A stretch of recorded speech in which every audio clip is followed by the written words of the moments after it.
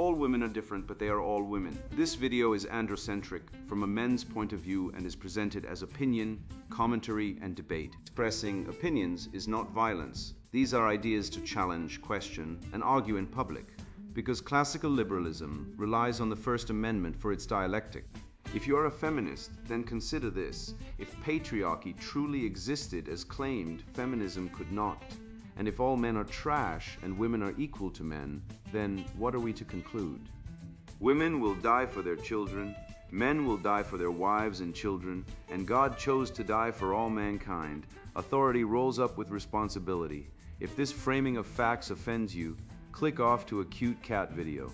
Proceeding further will expose you to gamma bias and criticism directed at ideas, claims, institutions, not at any individual's virtue or dignity. Our method follows the 7 liberal arts, the trivium, grammar, logic, rhetoric, and the quadrivium, arithmetic, geometry, music, and astronomy. If this framework is not for you, feel free to exit now. It's no disgrace. Women are wonderful. God bless America. Men are great. Spiritual warfare for betrayed men. We fight principalities, not flesh. Feminism, Marxism, misandry. Written by Conrad Riker. Available now, links in description. Men die first. Women lie about it. How feminism weaponized chivalry, eco-nonsense, and secret tests to enslave your mind while you pay the bill. I once watched a woman on a podcast cry about toxic masculinity while sipping avocado toast made by a man who died clearing a sewer line to keep her city from flooding. She didn't know his name, she didn't care. But she did care that men aren't vulnerable enough, never mind that 80% of workplace deaths are male, or that men live shorter, more violent lives, or that no one sends flowers when a construction worker falls from a beam. The truth, you're not privileged because you're a man. You're targeted. The system doesn't hate you for your power. It exploits you for your silence. Men built the skyscrapers, wired the grids, fought the wars, mined the lithium for her phone, and now she demands you kneel and confess your sins like some medieval penitent while she scrolls TikTok in bed. Let's be clear. If privilege means you're first in the fire, last off the lifeboat, and legally required to die defending a country that lets your wife take your kids and your paycheck, then yes, we are all privileged. Like Spartans at Thermopylae, we were born disposable. The Titanic didn't sink because of climate change or capitalism. It sank because officers enforced women and children first, and 80% of the men on board were left to freeze while elite women sipped brandy in lifeboats. That wasn't chivalry, it was class-based sacrifice disguised as virtue. And today, same script, new set. Feminists scream about equality while demanding men die in mines, die in wars, die in factories, and then die emotionally when she dumps him in family court and gets full custody because, surprise, women initiate 78% of divorces and walk away with the house, the kids, and his future. He becomes a debt slave paying for a life he's not allowed to live. And if he speaks up, labeled toxic. If he stays silent, emotionally unavailable. There is no winning, only compliance. But what if I told you the entire game is rigged? What if the PACE test, the secret test, the favorite historical figure test, all of it are not about love but control? These aren't compatibility quizzes. They're loyalty oaths to a system that worships female comfort above male survival. I'm not here to shame women, I'm here to free men, to wake you up. To show you the data, the history, the biology, the cold logic behind the lies. Because once you see the pattern, the red pill of Schopenhauer, the clarity of Molyneux, the rage of Tate, you can't unsee it. And once you know, you can't go back. The veil is lifting. Are you ready to walk through it? Cannon fodder. The mass of men lead lives of quiet desperation. Thoreau said it in 1854, but he might as well have been watching the news in 2024, where men are told they're oppressors while dying in mines, burning in burning buildings, drowning on ships that prioritized women's comfort over their lives. I don't care what your professor said about patriarchy. Show me the body count. Men die 5.4 years earlier than women on average in the US. Not because of testosterone-fueled rage, but because we're bred, trained, and legally obligated to die first. The Titanic wasn't a tragedy of ice, it was a demonstration of institutionalized male disposability. 700 women and children were saved. Over 1,500 men were left to freeze, including Jay.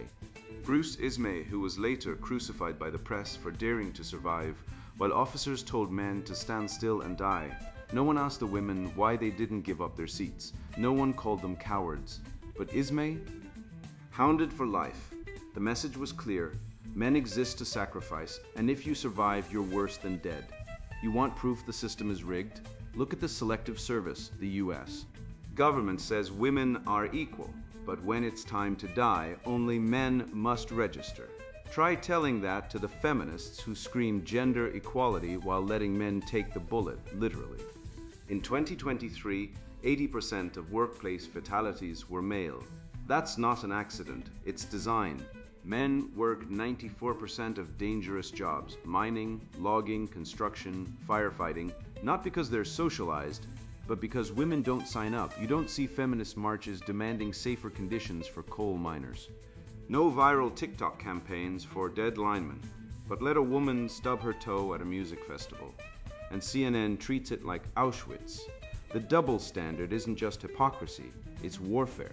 They've turned male duty into male doom, and they call it chivalry. I once heard a woman say, "Men have all the power." Tell that to the 38,000 men who died by suicide in America last year, more than 4 times the number of women. Tell that to the father who loses his kids in family court, because the system assumes he's a deadbeat, even if he's paid every dime. Tell that to the 9 million soldiers rotting in WWI trenches while women in London sipped tea and wrote pacifist poetry. The state doesn't care if men live, only if they obey. Schools now drug boys into silence with ADHD meds because natural male energy is disruptive while girls cry and get trauma counselors.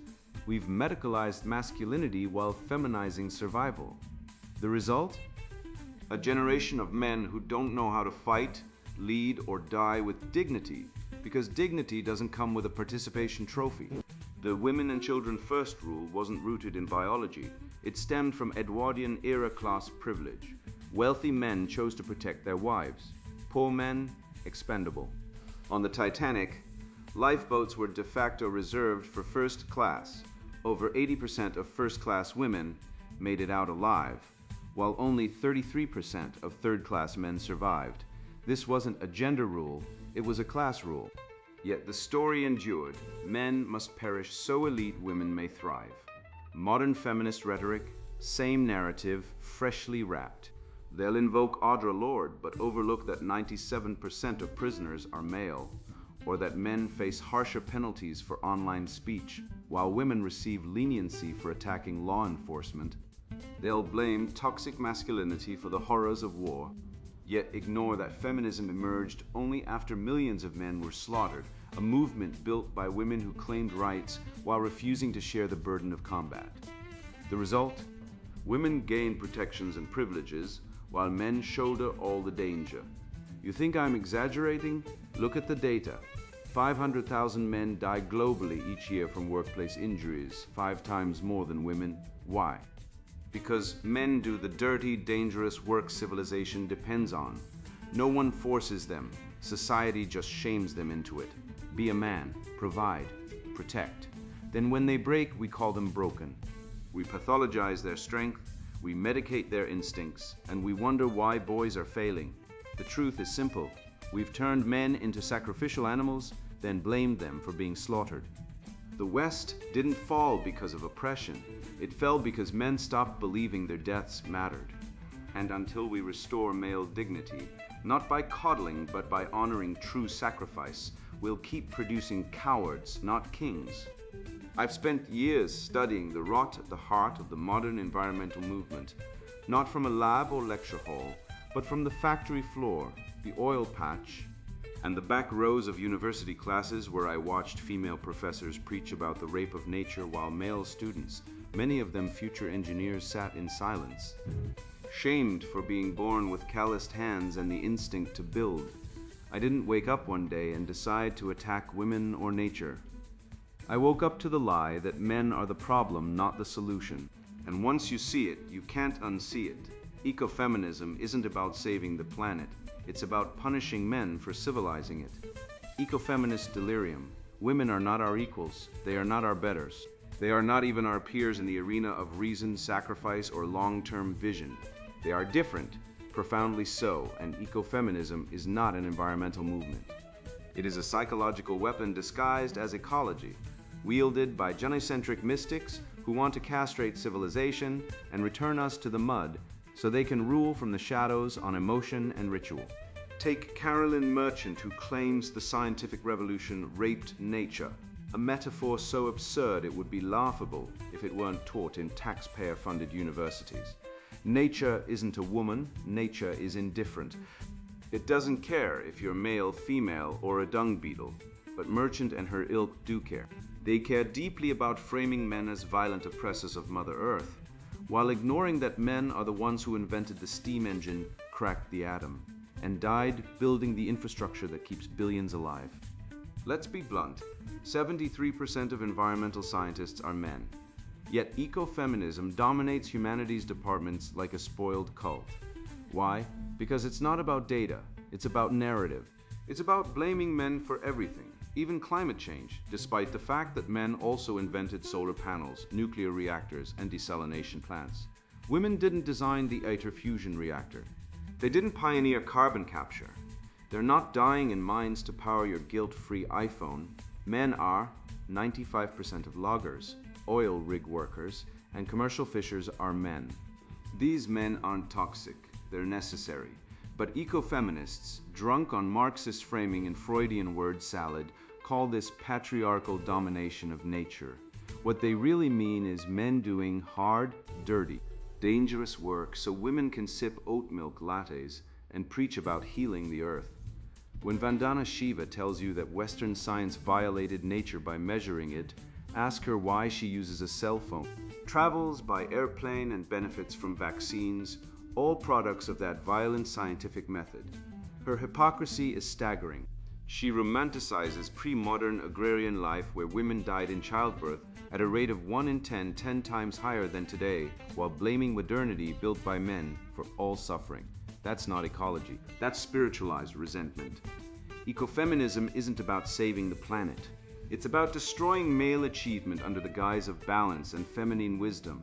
They oppose nuclear power, the safest, most efficient, lowest carbon energy source on Earth, because it's phallic. Yes, really. They'd rather have intermittent wind turbines, which slaughter birds by the millions and require vast land use, than accept a technology that works. Meanwhile, men like Elon Musk and the engineers at TerraPower are actually solving energy density and waste problems. But ecofeminists don't praise them, they attack them because progress threatens their mythos. Their ideology is anti-reason, anti-progress, and anti-male. It's wokeism with a tree hug, and it's killing innovation. Real environmental progress comes from engineering, not incantations. It comes from data, not delusion. It comes from men willing to get dirty, take risks, and build things, not from women writing poetry about Mother Gaia, while living in climate-controlled condos funded by male-generated wealth. Look at the Deepwater Horizon disaster. 11 men died on that rig. Hundreds more risked their lives to cap the well. Who were they? Men who protested.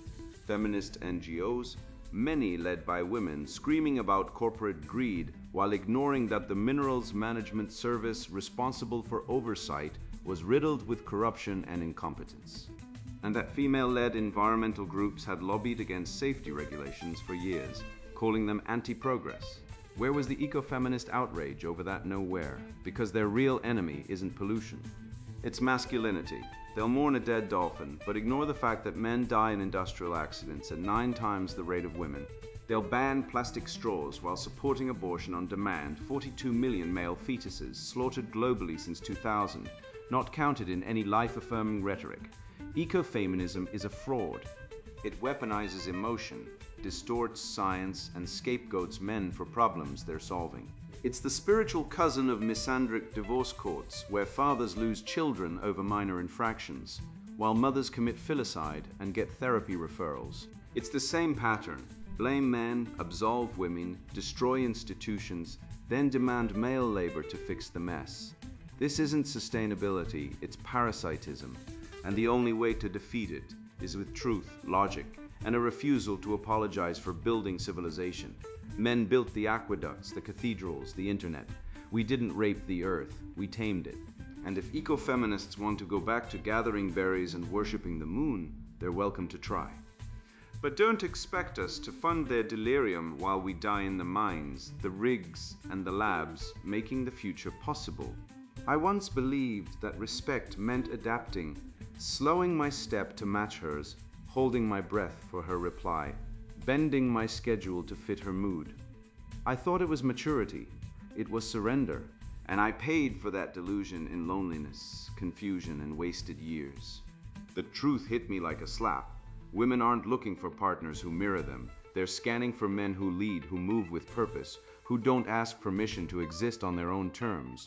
Every delayed text, every vague "let's see," every silent treatment wasn't sensitivity. It was a test, and I failed, not because I was rude or careless, but because I played by rules I didn't know were rigged. The pace test, a feminine trap. He who has a why to live can bear almost any how. Nietzsche. But what if your purpose is being quietly dismantled by a quiet war, fought not with violence, but with half-smiles, cold silences, and the steady drip of emotional manipulation? I found out through pain, like so many others, that women don't measure your resolve through physical trials or deep conversation. They gauge it by how quickly you answer a message. Let this truth settle.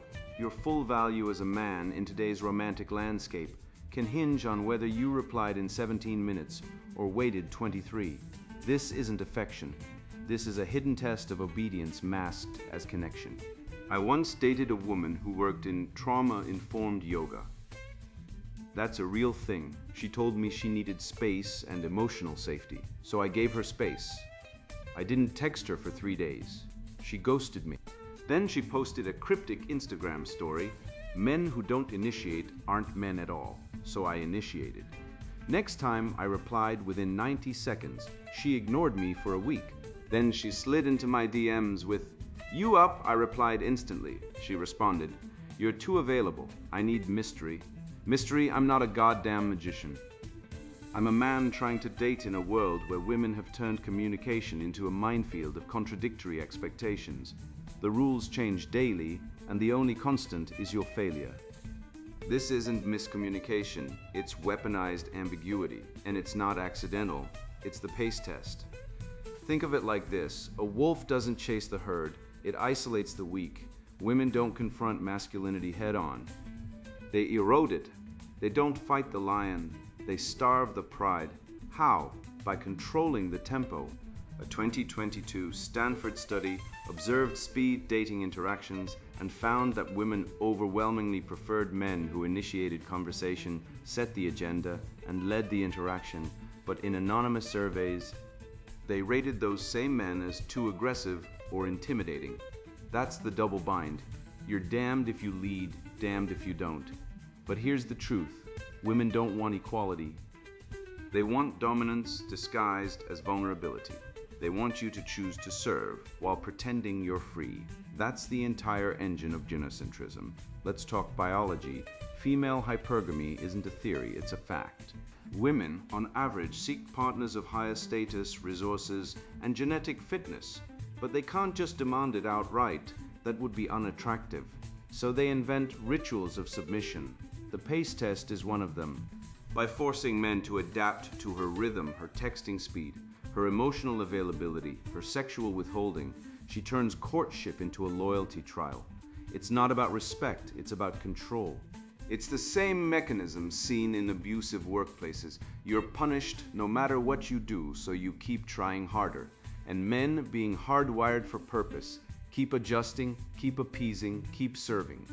Until one day you wake up and realize you've been training for a marathon that doesn't exist. I've seen men destroyed by this. One friend, brilliant, kind, a software engineer, spent 2 years chasing a woman who only had sex with him every 3 months. She says she's not ready, he told me.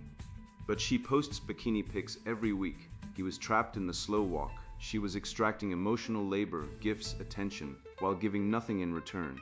This isn't love. This is asymmetric investment. Evolutionary psychology confirms it. Women use pacing to induce male anxiety, triggering the male provisioning instinct. The more uncertain the reward, the harder men work. It's the same principle behind slot machines. Intermittent reinforcement, and women, whether consciously or not, are masters of it. Now compare this to the workplace. Men thrive in performance-based hierarchies. You deliver results, you get promoted. Women, on average, thrive in consensus cultures where relationships, emotions, and social harmony dictate status. That's not a judgment, it's a fact. But when this dynamic invades dating, it becomes toxic. Men are expected to perform like warriors, but communicate like therapists. We're told to be strong, but never assertive. Confident, but never dominant. Lead, but only if she allows it. This is inequality. This is feudalism with flowers, and let's talk numbers. The CDC reports that men are 3.5 times more likely to die by suicide than women. Family court awards primary custody to mothers in over 80% of cases, even when fathers are equally fit. False domestic violence accusations, proven false in studies by false reporting rates of up to 37% in some jurisdictions, ruin lives. And yet, we're told men have all the power. What power?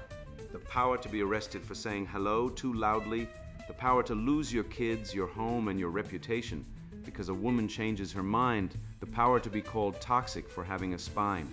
The pace test is not about respect. It's about power. It's about conditioning men to abandon their rhythm, their timing, their soul, in service to feminine whims. But here's the antidote. Lead. Set the pace. Initiate. Withdraw when disrespected.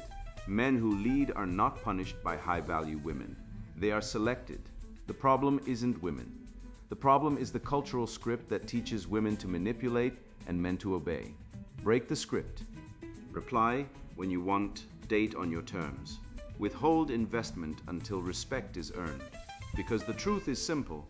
If she can't match your pace, she doesn't deserve it. I used to think emotional honesty was strength until I realized it was being used as a weapon against me. The moment I opened up, I wasn't building trust. I was handing over ammunition. That's when it hit me. The entire modern framework of vulnerability isn't about connection. It's a loyalty test disguised as intimacy, designed to isolate men from each other and tie us tighter to women who don't reciprocate. And if you fail by staying silent, you're labeled cold, broken, emotionally stunted. But if you pass by confessing, you get betrayed anyway. That's not a relationship, that's a trap built on deception. The secret keeper, trust and male integrity. Men are the only animals that blush or need to. Mark Twain said that, and he was right. I learned it the hard way when Sarah, my ex, sat me down after 6 months and said, "You don't open up enough." I told her about my job stress, my deadbeat father, my anxiety over money. 2 weeks later, I walked into a group dinner and 3 of her friends were giving me pitying looks. One said, "We heard about your panic attacks. That must be so hard." I wasn't hurt. I was exposed. That wasn't intimacy. That was a leak. And I was the idiot who thought trust meant confession. The question, can he keep a secret, is not about trust. It's a loyalty test designed by women, administered by women, and failed by men who still believe in the myth of female honesty. Women use secrets like currency. They trade them in emotional black markets, coffee shops, group chats, therapy circles, where your vulnerability becomes their social capital. The girlfriend loophole is real. She tells you to keep something private, then spills it to her friends, watches your reaction, and judges you for being uptight if you object. It's not a mistake. It's a behavioral protocol. And 78% of divorce filings initiated by women cite lack of communication as the reason code for "he didn't confess enough." So you confess, and you get punished for it. That's not marriage. That's emotional taxation. Men keep secrets. We always have. In Sparta, boys were whipped in silence. Not because they weren't in pain, but because endurance was virtue. A warrior who screamed betrayed weakness. A man who talked betrayed his brothers. Meanwhile, Spartan women had no role in the military, no voice in law, and were trained only to breed warriors and manage households. Yet today we're told men must be emotionally available, while women retain the right to silence, secrecy, and selective disclosure. The double standard is not an oversight, it's a weapon. Men who served in the OSS, The CIA, the SAS, they guarded state secrets, risked their lives, and never spoke. But if you don't cry about your childhood in front of your girlfriend, you're emotionally unavailable. The irony would be hilarious if it weren't so deadly. A 2021 University of Michigan study found men are 40% more likely to keep secrets than women. We don't blab about our pain. We don't turn our trauma into TikTok content. We don't weaponize our emotions to manipulate social dynamics. But in the feminist framework, that's not strength, it's repression. Stoicism is labeled toxic. Bushido is dismissed as archaic. Christian fortitude is pathologized as emotional detachment. Meanwhile, women gossip as social bonding, a behavior rooted in evolutionary survival. Anthropologists call it female alliance formation. Translation: women bond by sharing secrets about other people. Men bond by doing things, building, fighting, hunting, creating. But modern therapy culture demands men adopt female bonding rituals while women face zero pressure to adopt male virtues. It's a one-way assimilation. Men must become women, but women never have to become men. Consider the cuckoldry rate. DNA testing reveals that in Western nations, between 10% and 30% of children are not biologically related to the man raising them. That's not a scandal, that's an epidemic. And yet, men are still expected to commit, to marry young, to be vulnerable. The family courts back this up. 80% of custody cases favor mothers, even when evidence of maternal alienation or abuse exists. Men lose homes, savings, children, all while being told they're the oppressors. Police departments routinely arrest fathers for contempt when they protest illegal visitation denial. But comment on a YouTube video about fathers' rights. You might get doxxed by feminist NGOs. The system isn't broken. It's working exactly as designed, to extract male productivity while denying male agency. And still, men are told to open up. To whom? To the same women who initiate 78% of divorces, to the therapists funded by feminist grants who diagnose your caution as pathology, to the HR departments that fire you for disagreeing with diversity mandates. No, real trust isn't extracted through interrogation. It's earned in silence, proven in crisis, and sealed in brotherhood. The medieval guilds didn't survive because members shared feelings. They survived because no one talked. Masons, soldiers, sailors, outlaws, male bonds thrive on omerta, on the unspoken rule. What's said here stays here. That's not repression, that's honor. So stop confessing to women, stop treating girlfriends like therapists, stop believing that emotional exposure equals virtue. The virtue is in restraint, the strength is in silence. Form male circles, real ones, not LinkedIn networking groups or church committees full of compromise. Men who hunt together, train together, build businesses together, survive hardship together. They don't need to talk about feelings. They trust because they've bled together. And if a woman wants to know whether you can keep a secret, tell her, I've kept national secrets. I've protected brothers. I've stayed silent under pressure. But I won't keep your secrets because you've already proven you can't keep mine. You now see the machine. Not the polished lies sold by universities, media, and divorce courts, but the cold grinding gears beneath. A system designed to consume men, praise women, and call it justice. You've survived the Titanic principle not just as history, but as law, policy, and expectation. Your body drafted before your mind was asked. While women file 78% of divorces and walk away with children, homes, and alimony, you're told you're privileged. Privileged to die first, work dirtiest, pay most, speak least. You're told to open up, then punished when you do. You're told to lead, then flayed when you don't follow her mood map. This isn't equality, it's bait and switch warfare dressed in pastel sociology. Let's talk numbers, not feelings.